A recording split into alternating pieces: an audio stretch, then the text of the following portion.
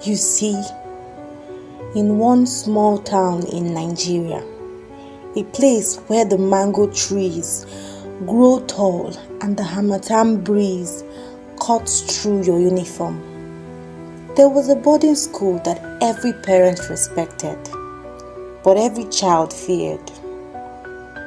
This school had a reputation, not because of its academics, no, it was because of what happened there.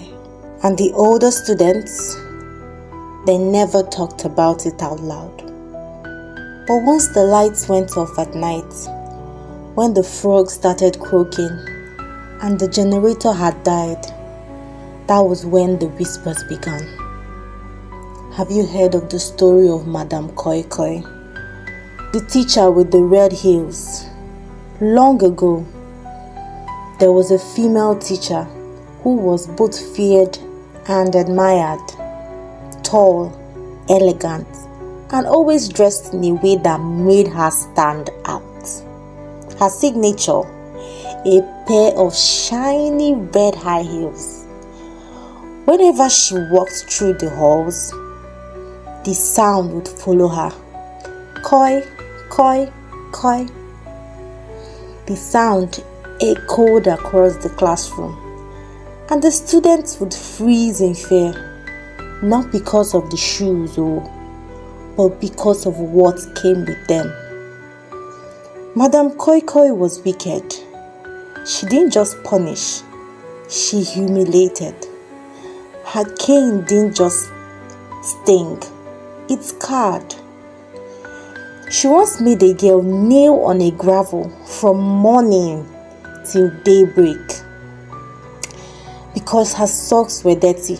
Can you imagine that? And the worst? One day, she slapped a JSS 2 girl during morning assembly so hard the girl bled from the ear. That day, something shifted in the school. The students had had enough, especially the senior girls. So one rainy evening, they waited for Madame Koi Koi in the corridor that led to the teacher's quarters. They didn't mean to kill her, no, just to scare her, confront her, make her feel the taste of the fear she had given them. But things got out of hand. Voices were raised. Madame Koi Koi got angry and turned to leave.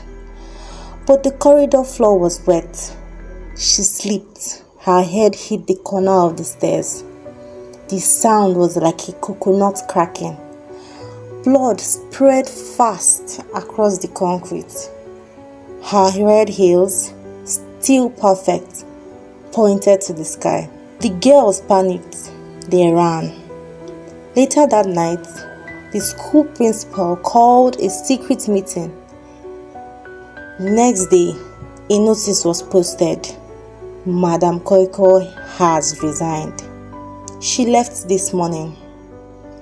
But the students knew the truth. There was no car, no goodbyes. And when they passed behind the classroom blocks, near the mango tree, they saw fresh sand, a rough rectangle, and flies. For a few weeks, everything was peaceful. In fact, too peaceful for them to believe. Until one night in the girls' dormitory, during prep, the lights went off. The girls laughed, playing shadow games with their torchlights. One girl began to whisper, "Do you remember Madame Koi Koi?" The other whispered too, "You mean Madame Koi Koi?" Heels that sounded like punishment. They all giggled. Then they heard it. Real footsteps coming down the doorway. Koi, koi, koi. Louder, closer, slow and steady. The laughter froze. Someone hissed, "Stop playing." But it wasn't again. One brave girl tiptoed to the door and peeked. There was no one there, but the sound continued. Koi, koi, koi. And faintly, behind the noise, a voice whispered, "Who took my shoes?"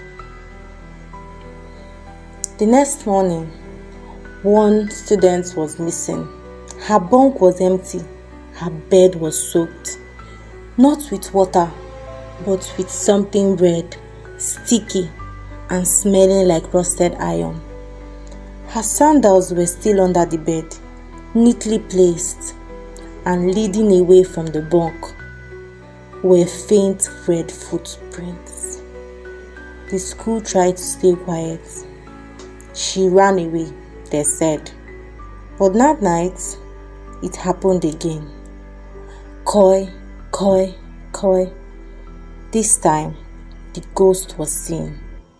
White eyes, blood dripping from her forehead, the same red heels. Her steps were unnatural, as if she floated just above the ground, and in her hand, a broken wooden ruler. She chased one girl into the toilet block. The girl was never found. Now, nobody dared to sleep without praying.